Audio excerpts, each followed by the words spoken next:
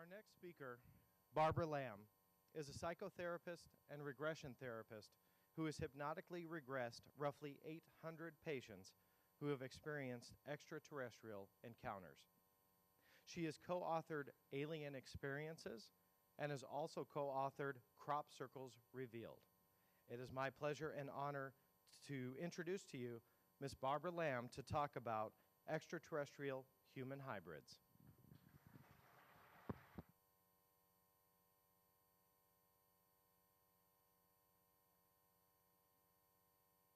Hi, everybody, and thank you for coming back from dinner.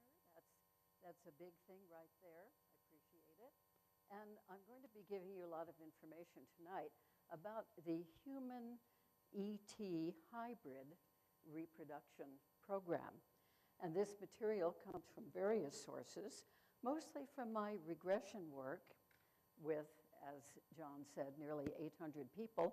And I've done at least 2,000 regressions for people who have had these extraterrestrial encounters. So I've been doing this regression work for 21 years. There's so much material to share from that work, and tonight I've been invited to speak on the hybrid program.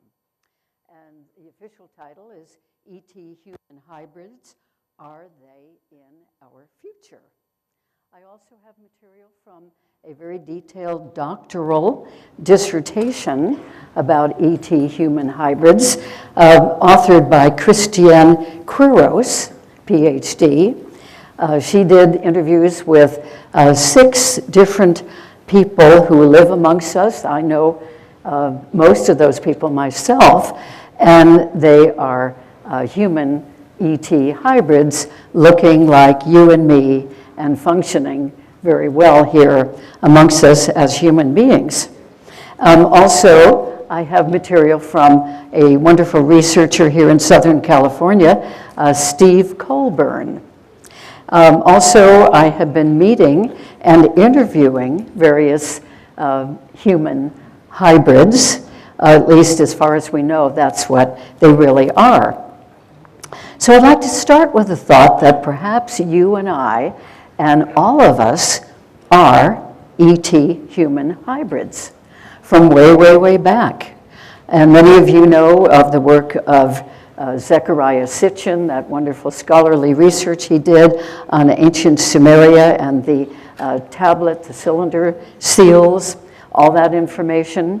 And he and other researchers have come up with the fact that at least 275,000 BC hybrids here on Earth were created by humanoid extraterrestrials doing reproductive processes with our earthly primates.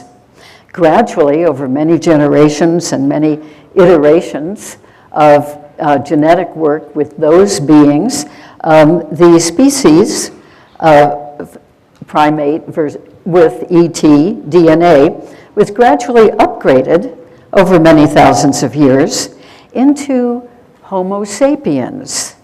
And then many more thousands of years and more genetic work, improvements made, we came up with Homo sapiens sapiens, you and me, basically. And we know that from about 600 BC onwards, master teachers came to the earth to work with human beings. They apparently came from somewhere else, another dimension, maybe another planet, maybe another universe, and came to enlighten human beings and to increase our spirituality and our moral thinking, our behavioral behavior. And through history, we know from fairy tales, from folklore, from legends, from myths, from biblical writings. We know about the Nephilim. We know about unusual creatures, unusual beings who came here to the earth and had something to do with at least some human beings. We've had reports through the centuries of strange beings approaching humans. We have reports of humans being taken away for a while, or maybe even taken away permanently. Who were they taken away by? We know about humans here and there throughout history being presented with strange babies and told that those strange-looking babies were actually theirs. And we know of many tales and depictions visually of creatures who are half human and half animal. We also know that for about 50,000 years, we've had reports of flying spaceships, reports of godlike beings coming to Earth and actually mating with human beings, human females. This is according to many, many traditions on Earth. And we certainly know, especially with some of the television programs today, we do know about ancient artifacts that seem to be influenced by space or space beings, depictions of space beings, and some of their very ancient flying equipment. So we have sculptures, we have carvings, we have paintings, we have cylinder seals, we have flying crafts that have been depicted even in some of the ancient temples in Egypt. And we have all kinds of depictions of unusual, other kinds of human-like beings working alongside with or teaching or coaching smaller human beings. So there are different kinds of hybrids. You've probably heard of wanderers. Wanderers are described as extraterrestrial souls who are actually living in human bodies from birth onward, and of course are very influential to those humans they live in. We also know about walk-ins. I've had the privilege of actually meeting and talking at length with a few people who are walk-ins, and that means that an extraterrestrial soul has taken over a human body when a human is ready to leave this life. And that could happen at any age of that human being. So the soul decides to leave and makes a soul agreement with the soul of an extraterrestrial to inhabit that body from then on. It's very interesting talking with these people, the walk-in people, who do remember a lot of details about their extraterrestrial life and also have the memories in the brain of the person they are then inhabiting. So we might wonder why some of the reports of hybridization are true that people are making about having hybrid children. Well, John Mack, eminent professor of psychiatry at Harvard and a very close friend of mine and colleague, he and other researchers have found the total consistency in the reports by abductees in their regressions and similar reports made by people worldwide about having hybrid children. These people don't even know each other or don't even know of each other. And the abductees, I want to call them experiencers rather than abductees. So the experiencers report about their hybrid children hesitantly and sort of reluctantly, privately. They don't just go around announcing this. And because it's very personal, private material, and they don't want to be scorned or scoffed at. And very few of these people who report having hybrid babies and hybrid children, even hybrid adult children, very few of them seem to be psychiatrically disturbed, although they might, some of them, have symptoms of post-traumatic stress disorder because they've been afraid of these contacts that have happened, these abductions, and their fear that the abductions might continue to happen. So it seems like these experiencers do not seem to be the type of people to just make up stories about ET experiences and about having hybrid children. Instead, as I said, they're sort of embarrassed, they're reluctant, they want to remain private about these things until they can find somebody who knows something about them and would be likely to accept their accounts as true. So these reports coming through regressions about having hybrid procedures done, hybrid children, they have characteristics of real events. In a regression, by the way, I take a person back to an experience that they've had that they might remember consciously only a very few moments of at the beginning of the experience or even at the end of the experience, and nothing in between. But when we do the regression, we go moment by moment by moment from the very first bit of something happening, and so it proceeds in that way. I've never done a regression with somebody who just tells a story, you know, as if they know the whole story and the outcome. They are surprised, these experiencers, when the details begin to come up moment after moment after moment. So psychological testing of these people, when they have been tested, shows no signs of mental or emotional problems. They're perfectly sane, balanced, intelligent, good people. And these people, contrary to some public opinion about this, these people have not shown any indication of having had earlier childhood sexual abuse. They seem to be free from that in their lifetimes. There could be an exception here and there, but the generalization is that they have been free of childhood abuse by humans.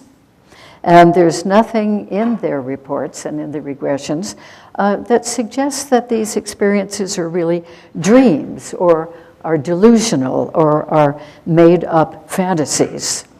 And very significantly, these reports and these details that come through the regressions seem to correspond completely, in so many cases, with unusual markings that the person has on his or her body from one of these experiences we've regressed to. And in the case of women, very often these reports are accompanied by actual physical missing pregnancies here in their life on Earth. And these pregnancies have been verified by doctors, and lo and behold, they're gone after a while. And these reports seem to be accompanied frequently by missing time experiences. So let's take a look at the types of races of ETs that seem to be doing the hybridization. Well, the grays, we hear about them probably more than we hear about any other type of group, Zeta Reticuli, grays. And yes, they do a lot of reproductive programming with people through egg removal from women and sperm removal from human men. And we have reptilians who don't seem to use that method so much that I know of, but they do direct intercourse with human females, and also their reptilian females do mating with our human males in many cases. And there are quite a number of very human-looking, human-like races out there who are extraterrestrial, and they combine in various ways with our humans to create hybrids. And they say things like, "Thank you, we need you, you are saving our race." And the people who have experiences with these human-like beings and have hybrid children with them seem to be having these experiences with the type of being that they, these people, these humans, were once in previous incarnations. That seems to be a very common thing amongst people who have ET experiences. And we have Pleiadians, some types of Pleiadians. There are a number of different types because there are a number of different planets in the Pleiadian group. And some of them, like on Alcyone, seem to live between the third and the fourth dimension. And they combine with humans, with hybrids, and they produce highly evolved, conscious, spiritual hybrid children. Those children get to live with us sometimes, and sometimes they get to live with that type of Pleiadian. And those children can look very human, very attractive. It is said that they can live 400 years. That's interesting. And they can easily go back and forth from Earth to their planets. We also have the Anunnaki and all the stories about how they came and helped to create the human race way, way back in time. We have reports of beings from Sirius B, from Metron, also from the Essassani beings, very small, sweet beings that some of my clients have been meeting with throughout their whole life, every time they have an experience. And they seem to be involved in the hybrid program as well. And there probably are more species of ETs that I'm not even mentioning who are involved with this. A little bit more now about the gray aliens. The gray aliens seem to have an alliance between several species of extraterrestrials. And the gray aliens tend to look very similar to each other, although they can be various heights. They can be 3 feet tall or 5 feet tall or 7 feet tall. They seem to have agendas that are similar to each other group of gray. And they claim that they have been reproducing by cloning for a few thousand years. And they have been changed over time by major genetic engineering. In other words, in this genetic engineering and cloning, that they have eliminated the capacity for emotion. They also have been developing larger heads to accommodate their larger brains. And they have reduced their body size and mass to the little spindly beings whom we see today. And also, they say that their genomes have been damaged. Their genomes have been damaged by excessive exposure to radiation during long space travel, and by warring, fighting, competing with other species and losing a lot of members that way, and by the cloning for reproducing. With each round of cloning, meaning that their DNA gets damaged even further. So they look to us, many of these gray races, as a savior in a sense.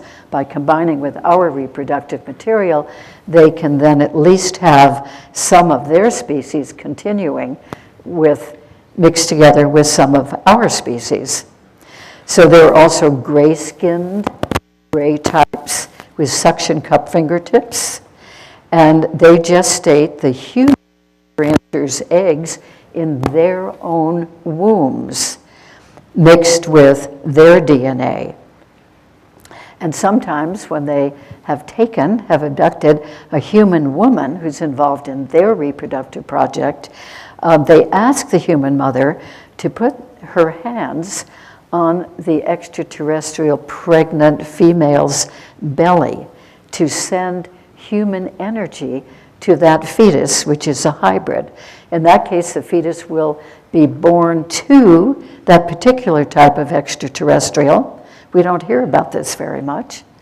And will be kept and raised by the type of being. And then there's the group called the Zetas. They are, according to a couple of my clients, we've done many regressions to their experiences with Zetas, even to having been Zetas in previous lifetimes. The Zetas are reported to be wonderful beings, and they are dying out. They destroyed the surface of their planet, and some went underground to live on their planet. Some went to other planets to live, and some stayed on the ships. And they wanted to develop brains, so their craniums, to accommodate the brains, became larger, so large that they could no longer pass through their own birth canals. Therefore, they lost their ability to reproduce, and they began hybridization in order to perpetuate their race, at least in some form. We also have insectoid beings, mantis beings, who do reproductive programs. They are very tall, very thin beings with extremely long arms and legs, which seem to just fold up. They have huge eyes, like a praying mantis, or like a giant ant, sort of wrap-around eyes. And they tend to have a very high ranking on the ships with other beings who are combined with the various programs they do with abducted human beings. So they have a supervisory role, a directory role. And they can also take people from home, and they can test them, they can teach them, they can train them in a number of ways. And a lot of these mantis beings, insectoids, become mentors. In fact, lifelong guides for some of the people they work with. And they have these long-term relationships. And they create hybrid beings. Many people are kind of spooked by the thought of a giant praying mantis type of being. But all the people I've worked with who have contact with them realize that these beings who look so strange and unlikely that we would like turn out to be very and even unconditionally loving. So hooray for the mantis beings, the insectoids. And of course there are Nordics. We nickname them, very human-looking beings, highly attractive, tall, often blonde-haired, but not always. And some of these beings can materialize and dematerialize, pass through walls, ceilings, etc. And many of them are very benevolent, very friendly, kindly, helpful. They answer experiencers' questions. They speak philosophically, and they can visit with us here on Earth. And some of them are probably even living permanently with us. They seem to be able to create verbally, as we do, and also telepathically. So let's talk now about the process of hybridization, because it's done in quite a number of different ways. A very frequent way that we probably hear of the most is when eggs, ova, are taken from the ovaries of a human female and mixed with the sperm, which has been taken by a human male, whom the woman may or may not know. And then that material is modified, acted on, in a dish, probably like a little petri dish on a ship, modified with ET genes.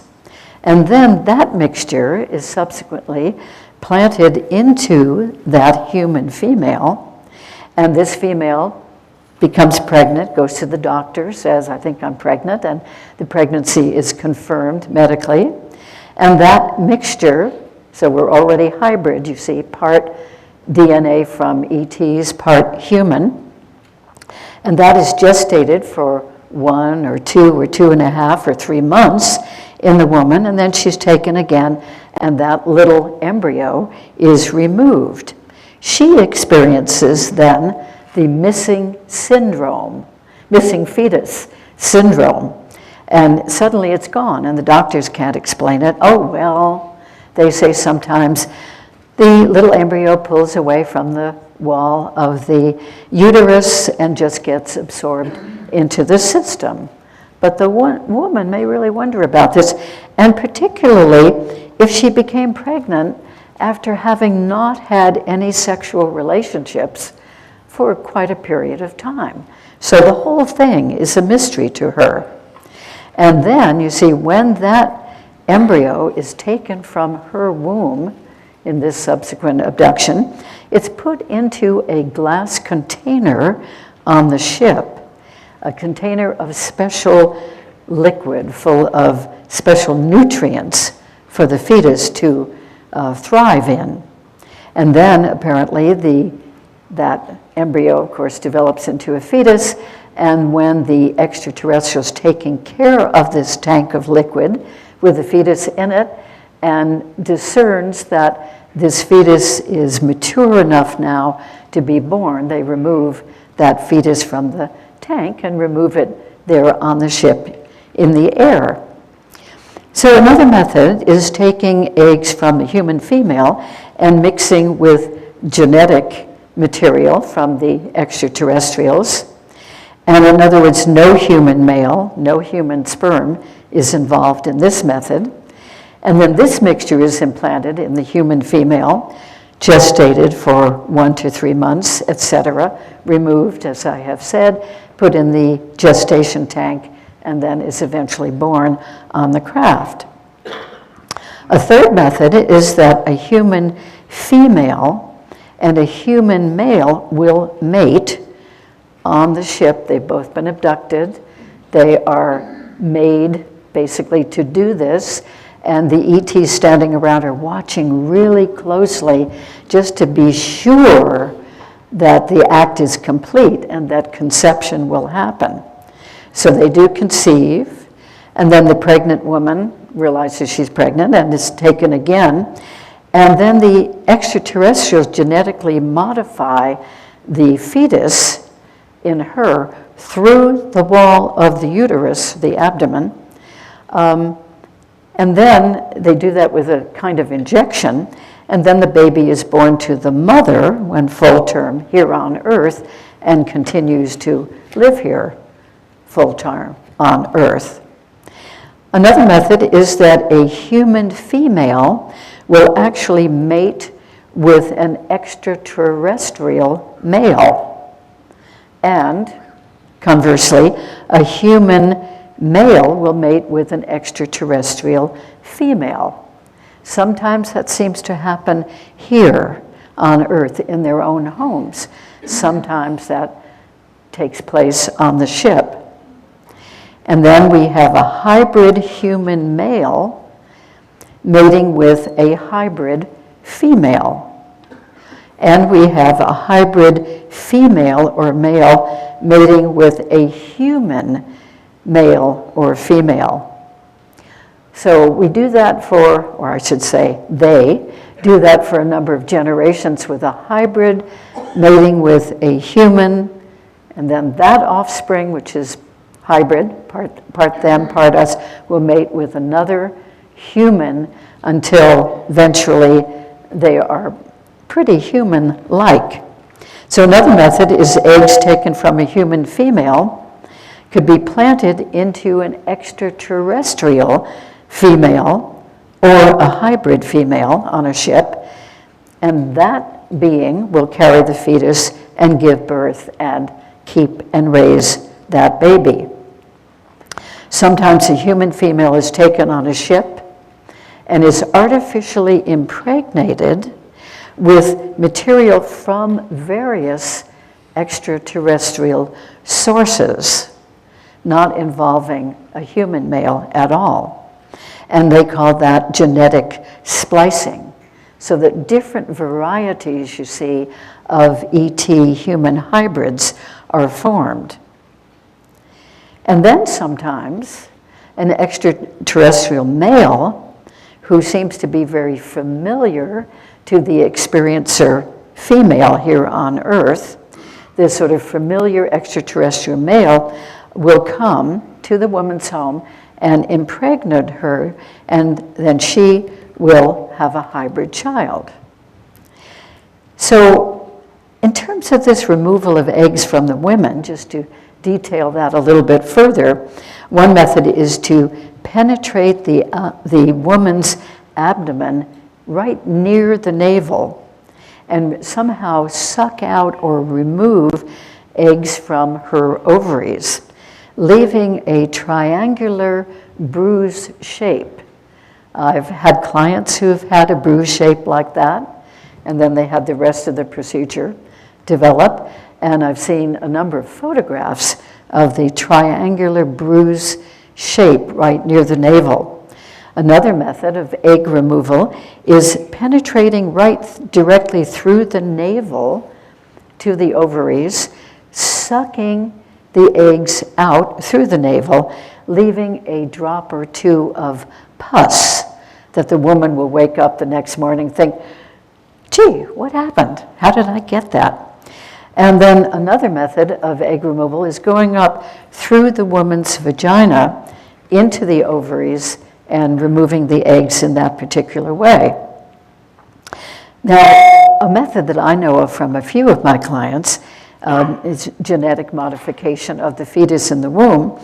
And one of my clients I did more work with over a period of 10 years than anybody, and she was carrying twins in the early 1990s, and she was abducted many, many, many times.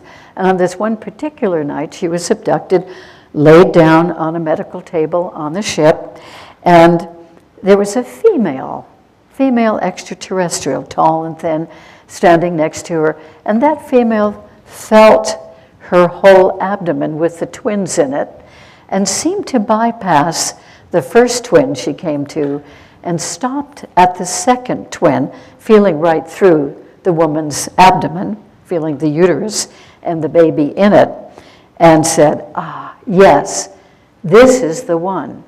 And she took out a syringe needle sort of thing and injected something directly into the woman's abdomen, into the uterus, into that fetus developing inside. And when she was finished, she said to my abducted female client, "Good. Now he is exactly the way we want him to be." It turns out that full term, this woman gave birth to the twins. One twin came out all kind of scrunched and wriggled up and everything, and eyes closed and kind of shaking, as jerking as they do. But this baby, the one who must have been affected by the ET DNA, came out hale and hearty, his blue eyes wide open, his hand like this, kind of looking up at the mother and the doctors, with a very, very wise look. And that baby boy has turned out to be an experiencer, a very frequent experiencer who absolutely loved his space family and his space friends and the little hybrids that he did a lot of playing with on the spaceship. Now we have to talk about men. Men are not immune to this reproductive program. So an abducted man will usually have a mechanical device fitted over his penis by these extraterrestrials. It's kind of a suction device. And there are wires from this device which are also applied to the man's testicles. And then this makes the penis erect. And believe me, the man is not inspired to be erect with this sort of thing going on, and the sperm is extracted. This is not pleasurable for the man. This is not a great sexual experience, but very efficient and apparently very effective on the part of the ETs. These ETs explain to these men frequently that this is for a very important purpose. And then maybe 3 or 4 or more months later, that very same man will be abducted and will be shown a fetus in one of these glass tanks on the ship, and he'll be told something like this: "This being comes from your seed." Then another method of taking the sperm from human men is that an alien or sometimes a hybrid female will rub against him when he's abducted on the ship and mount him and receive the sperm directly inside her. And sometimes when this mating is happening, the female alien who's doing the mounting onto the human male, she somehow projects a screen image looking like a gorgeous human female, an exotically gorgeous human female. And so the male, can be pretty receptive to that. And then in the middle of the actual mating act, the screen image wears off, and what the man will see is the extraterrestrial I know of quite a number of people, men, who've had this happen with reptilian females. So that's kind of disturbing. In fact, one man whom I worked with many, many regressions over several years, he really had trouble at home, wanting to be sexual with his wife. And he didn't know consciously why this was, because he didn't consciously remember these experiences. But when it all came out in regression, and then we could work with that therapeutically, things went better between him and his wife. So sometimes an extraterrestrial female will come to a human male's bed at home and rub against him, mate with him, and then she leaves with his reproductive material. So this doesn't even have to involve an abduction. It can happen right at home. And some human men seem to meet with and mate with repeatedly the very same extraterrestrial female. This would be, of course, over a period of years, and she presumably has his hybrid children, which are raised on the ship. So reptilians are very well known for loving to have sex with human beings, and sometimes an ET male will come to Earth and impregnate the mother and leave, and sometimes the mother thinks that this encounter was with some sort of angel and can even feel quite positive about it, whether she gets to keep that baby or not. And another method that happened with one of my clients was that she was taken and she was on a ship on a medical table, and ETs around her, as she was describing it in the regression, they weave strands of light over her abdomen. And she felt good with that. She felt a surge of energy, specifically in her womb. And these ETs said they were treating her womb and preparing the cells of the lining for implanting her with another child. And sure enough, she apparently did get implanted, and she, here on Earth, gave birth to a genius son who had unusual characteristics, extreme brilliance, and she's getting to raise him here on Earth. So a special note about this whole thing, which I find very interesting, is that for the Greys, at least, that species, for the Greys to do this hybridization program, they need large amounts of hormones, tissue samples, blood plasma, biochemicals, in order to provide the fluid for this mixture, ET-human mixture. And they take these components, hormones, tissue samples, blood plasma, biochemicals, from other abductees in some cases. And sometimes they take these components from cattle. So we think about cattle mutilations. Maybe that's one of the major reasons. Maybe it's the reason, I don't know, for cattle mutilations. And cattle, of course, we know do share many of our human genetic traits.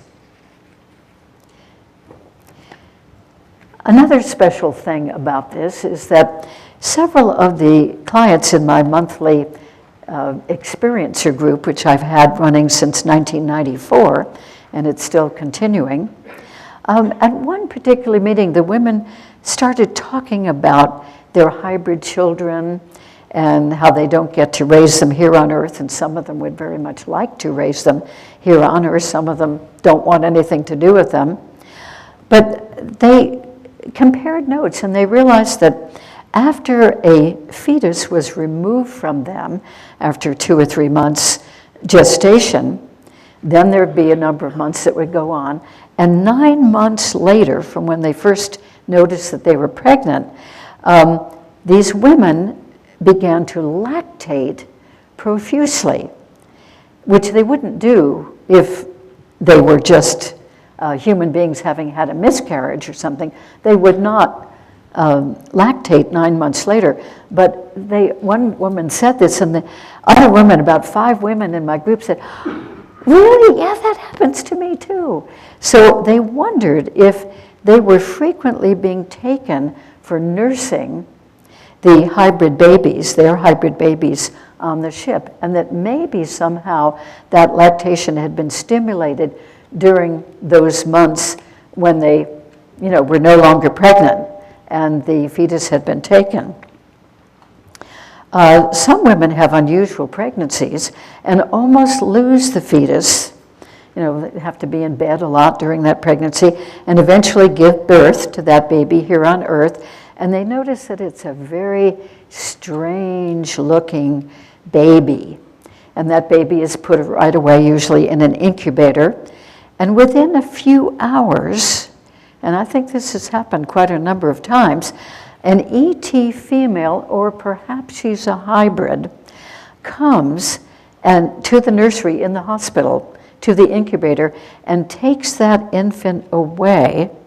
And she can get away with that because she has switched off the hospital personnel, so they don't even know that this is happening. What they do realize eventually is that, when they sort of come to again, that infant from that incubator is gone. So you can imagine the reaction of the human mother. What happened to my baby? One woman I worked with in Belgium, she, in one of her experiences, found herself on a medical table in a craft, and she had known already that she was pregnant, nearly full-term pregnant, when she had this particular abduction. And it was the reptilians, in this case, who took her, and they removed a reptilian hybrid baby through the birth process and put the baby right away into what looked like a jelly-like substance. And she, realizing that this baby wasn't a regular human baby, it had some of these kind of reptilian features, but still to her amazement, she felt joyful about this particular baby. And these reptilians thanked her for the baby and kept the baby and said, we will take wonderful care of this baby. We are more suited to raise this baby than you are to raise this baby on Earth. They thanked her, they brought her home, and she never, of course, got to raise that baby. And then a nice side of this whole thing is that some of these extraterrestrials who do this sort of reproductive program also do some pretty nice things too. One of my clients I worked with many, many times, when she was a little girl, she was only age 4, her grandfather, unfortunately, sexually penetrated her, and she was damaged, understandably. And right after that happened, her little ETs, who took her to each experience she had, came and took her and locked her up in a shed in her garden. And they covered her with what she described as a warm blanket of energy. And they said, this is to heal the damage that your grandfather has done to your body. And she was very grateful. They left her there for a few hours, and eventually her grandmother found her locked in the shed and thought, how could you be in a locked shed? I didn't lock you there. Nobody else was here to lock you there. Anyway, the being said to her before they left, we are helping you now so that you can help us when you are mature enough by having wonderful babies. Now, we can't help but wonder if that meant wonderful babies for them or wonderful babies for her to keep and raise on Earth. Another nice thing that happened is that a young couple whom I met in Wyoming back in 1991, they had been trying to conceive and have a baby. And they had conceived some babies, but they'd had quite a few miscarriages. And with no remaining fetus, the cleaning out of the uterus was impeccably clean and professional looking, according to her doctors. And so this had already happened, trying to have children, not being able to have them, having miscarriages, so pregnancies, but miscarriages. And then one night her husband woke up to find 3 large males. He assumed they were human males, very buff, very muscular, very big. They're in the bedroom, and one of them was having sex with his wife right in their bed. And she had her eyes closed. She may not have been fully conscious, but she looked like she was having an amazingly ecstatic experience with this reptilian male. Well, her husband had a few mixed feelings about that, and he wanted to beat them up and kick them out of there, but he couldn't move. They made him paralyzed, but he was able to keep his eyes open and watch what was happening. Now, eventually, these males abducted her, and I did a regression with her to this experience, and they did a healing process on her reproductive organs. And they said to her, "You have given us 3 excellent babies whom we are raising," i.e. the miscarriages she had, "and now we are repairing you so that you may have your own human babies." And indeed, after that point, she had 2 very normal, regular, fine human sons whom I met when they were about age 18 and 20.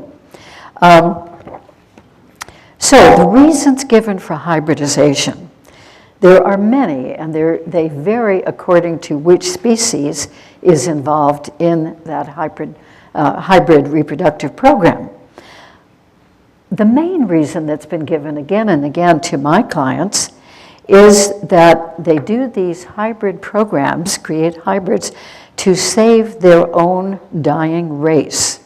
They say they are too inbred, they have been weakened, they can no longer reproduce, their females are infertile, they have been harmed by nuclear radiation. And another reason is, from their point of view, so that they, the extraterrestrials, can stay on Earth longer when they come to visit. Because you see, they have bad reactions to our bacteria, our viruses, and so forth. But if they have hybrids who are partly human, they will automatically have at least some immunity to our viruses and bacteria. So they want to ease into human society, some of them. And they consider that Earth is a better place to live than some of their planets. And some of them want to eventually live here permanently. They can't do it, but perhaps their hybrid or subsequent generation of hybrid children will be able to successfully do that. Some of these beings say that they want to create hybrids with us so that those hybrids will be more substantial physically. They'll be stronger, denser, more muscular than they are. Some beings say they want hybrid children who have the component of emotion, particularly the ability to really care, to love, to feel compassion, which they bred out of their species so long ago. Some say they want to settle here when their planets are no longer able to sustain life. Some say they want to create go-betweens between their species and ours, and those offspring would be able to understand both species, theirs and ours. Some say that they are creating hybrids to repair genetic mistakes that they made over thousands of years with their kind of being.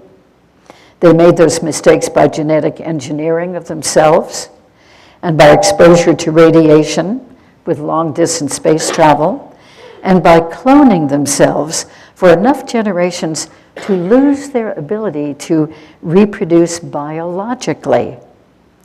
And some have out and out said that they want their hybrids who can spy on or a nicer way to say it, is research us and life on Earth. And if they're partly us, and if they can pass as us, they can do that more effectively. Some of them say they want hybrids to live on Earth at some times, and at other times live on another planet. They just have to make minor adjustments to be able to do that. Some extraterrestrials say that they want to create hybrids who will be able to upgrade the human race, upgrade us with higher intelligence, with psychic skills, group cooperativeness, telepathic skills, greater perspective of the cosmos. Some extraterrestrials say that they want to create hybrids as a matter of scientific experimentation without necessarily a further goal in mind.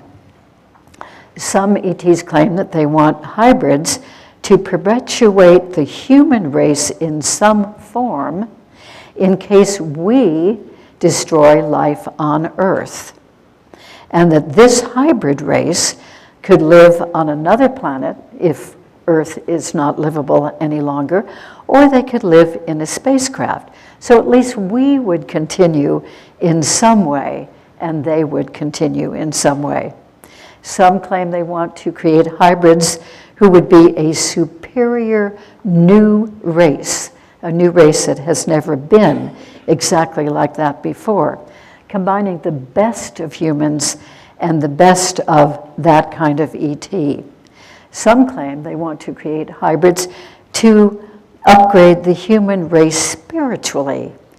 And those beings who create hybrids are higher, more spiritually oriented, more spiritually developed, the ETs, than they see that most of us are. And they want to genetically re-encode us to live in more balanced ways, to help us as a human race through continuing as hybrids to be less hostile, less greedy, less competitive, less warlike. So there are many, many reasons. I won't even remember the rest because of time here. But I see no evidence personally of hybrids intending to malevolently take over the world for their own nefarious purposes. If that happens, it just has not come out in my regression work. Well, as you can imagine, women react quite differently to realizing that they have had this reproductive process done and that they have these changes in their life. Some are very confused when they find themselves pregnant without having had sex for a significant period of time, or when using birth control or some other, what they thought was effective method of preventing conception. And they may have mixed feelings about being pregnant, and they may have mixed feelings about the pregnant suddenly disappearing mysteriously.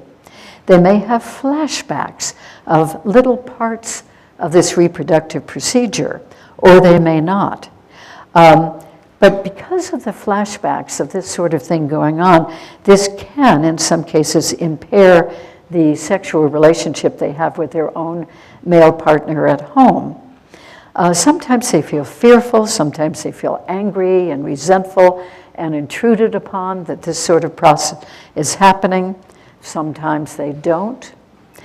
Sometimes they have minimal or no awareness of this process going on. Sometimes they are praised by the ETs and shown appreciation for their participation, saying, "This is beautiful. This is about creation. You are contributing." And sometimes these women feel proud and honored and privileged to be chosen for this reason, to perpetuate life in this particular way. And some feel an ongoing partnership with these extraterrestrials. Now, when women are shown their hybrid babies in a tank, or the hybrid babies when they are born, they have a mixture of reactions, as we humans tend to do. Some are horrified by seeing their hybrid fetuses or babies or children because they're not quite human. They don't look quite right, some of them will say. But some of those women will, on repeated visits with those babies and children, will grow to accept them and care for them and even love them. Some women see their hybrid babies and children as being beautiful looking hybrids, angel-like, porcelain-like skin, they describe them, big, beautiful eyes, and accept them much more fully. So men, when they have the sperm removed, will often feel invaded, violated, trapped, forced, used, treated inhumanely, embarrassed, self-conscious, and with mating with other abducted humans, yes, other abducted humans, mating with a human male, they sometimes feel coerced, self-conscious, they're watched, they know they're watched very closely, it doesn't seem natural, and yet it's sex, and so they feel some pleasure. And with mating with extraterrestrials or with hybrids, they often have a very strong mixture of feelings, positive and negative. So reactions vary, and when people get to see their hybrid child over a period of years, sometimes they really become loving and very close to them and ask, can I raise this child at home? And they are told, no, the child would not survive well enough on Earth. So I'm going to show some slides now, if I can figure out how to work this. Yes, there we go. Wonderful. This is Kim Carlsberg, a well-known experiencer, who's showing half her, half alien, creating the hybrid baby. She's had that happen apparently a number of times. And here is a depiction of an extraterrestrial with a little glass tube. And in that glass tube is the mixture of the human eggs and their material, or of human sperm and their material. And here you can see, over on the right here, a tank, and in it an upside down fetus developing in that tank of fluid with extraterrestrials looking on. And here is the hybrid fetus in the gestation tank, this time right side up. Hope that you can see that. And here is a whole stack of these tanks. People see them in different ways. I think that different ETs have different arrangements for developing these hybrids. So here is a column in the middle, and then all these little tanks, each one with its own hybrid fetus in it, and a human-looking extraterrestrial looking on and taking care of the fetuses in that tank. Here we have a whole wall full of fetuses.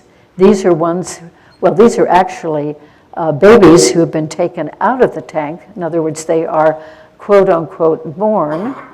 And here are 3 different species of extraterrestrials, including most likely a hybrid, looking at one of these babies having been taken out of the tank.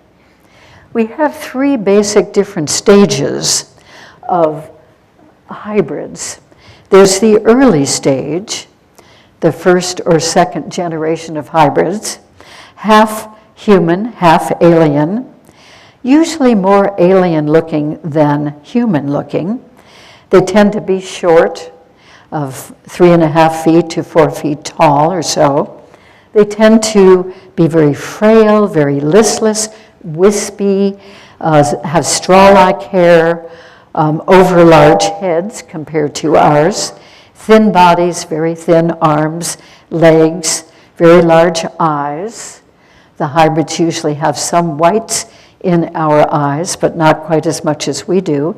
Tiny ears, tiny nose, tiny mouth, and only a vestige of human genitals. This early stage of hybrid is said to need at the least amount of time in the human mother's uterus and the least amount of time of gestation in the glass tank of liquid. And they are nourished, not the way that we nourish ourselves, but they're nourished by absorbing through their skin, absorbing a special liquid containing the appropriate nutrients.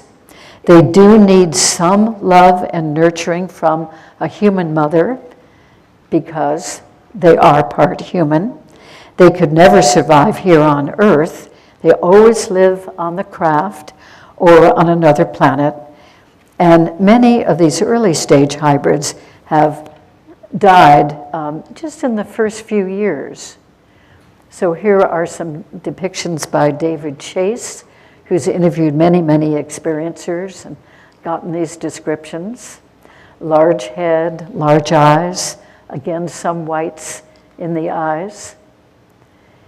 Some of them look a little bit more human-like than others do. The co-author of my book, Alien Experiences, Nadine Lalich, who's here with us this weekend, she had this daughter. She started seeing her when she was a little girl.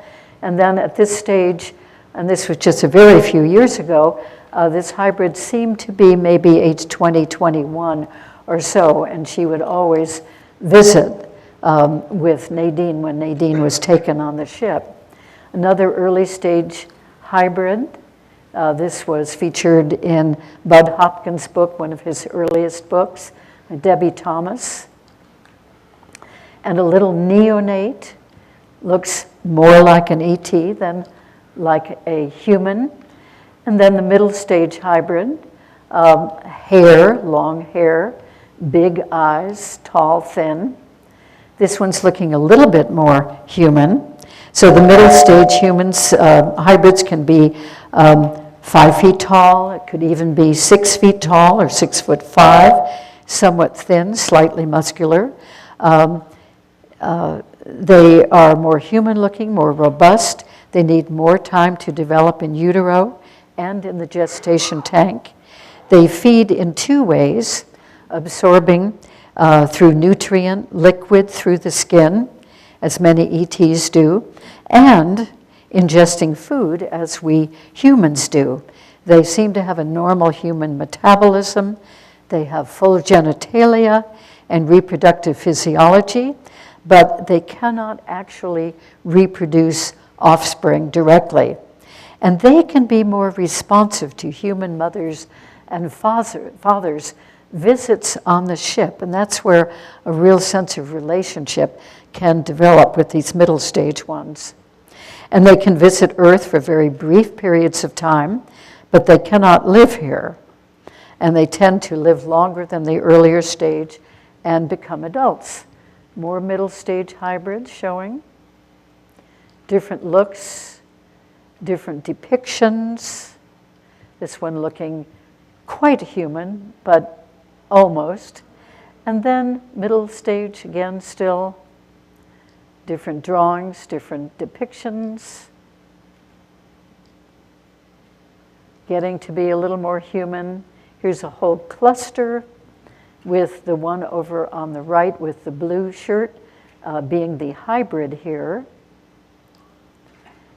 Middle stage still. Male and female hybrids. Big eyes. This one short, very wispy hair, getting to look more human. ETs, and then over at the right there is a hybrid girl looking almost completely human. And down in the lower right, a hybrid girl with the ETs. Middle stage still. These are not living here, but could be here briefly. Lots of hair, but kind of straw-like in this case. Very tall, very white, very pale. Lady in Texas, I regressed, had This hybrid daughter, who was about age 16 here, and loved her very much. Some of them look almost skull-like in a way. This one had a glow about him.